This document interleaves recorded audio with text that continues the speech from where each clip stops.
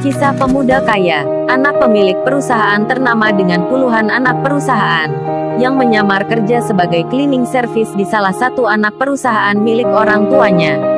Motif dari pemuda tersebut, hanyalah untuk merasakan bagaimana kerja yang diperintah dan melelahkan itu, sekaligus ingin mengetahui kinerja dari karyawan di perusahaan tersebut. Sekedar diketahui, pemuda ini bernama Kenshi. Meskipun dia anak orang kaya, namun dia memilih hidup sederhana, jauh dari kesan anak orang yang kaya raya. Setelah lulus sekolah menengah atas, Kenshi tidak langsung melanjutkan pendidikan ke yang lebih tinggi. "Ayah, ibu, saya ingin bekerja menimba pengalaman dulu," kata ayahnya. "Kalau begitu kamu pilih saja perusahaan mana yang kau sukai dari perusahaan ayah." Akhirnya Kenshi pun memutuskan bekerja di salah satu perusahaan milik ayahnya tersebut. Namun ia meminta syarat pada ayahnya. "Ayah, saya bekerja tapi dengan surat lamaran kerja dan ingin bekerja sebagai cleaning service saja, dan jangan ada yang tahu kalau aku anak ayah." Mendengar hal tersebut ayahnya pun bertanya.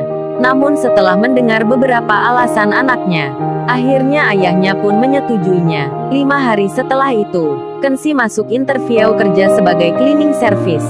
Datang dengan pakaian sederhana, tak pakai kendaraan dan hanya naik angkot umum.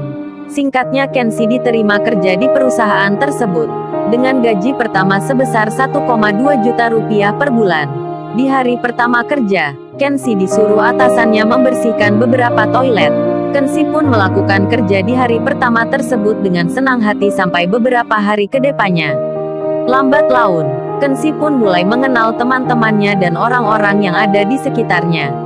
Di bulan kedua dari masa kerjanya, ia mulai dipindah ke bagian kantor dan HRD. Tiap pagi, Kenshi harus standby lebih awal di tempat kerja. Sebelum karyawan datang, ia pun selalu masuk di awal, karena ia juga harus membersihkan meja dan kursi-kursi dari karyawan serta menyiapkan minuman pagi, baik teh maupun kopi. Dari sinilah, ia baru mulai menemukan beberapa kendala dan masalah-masalah, karena tiap hari harus pindah kantor atas HRD.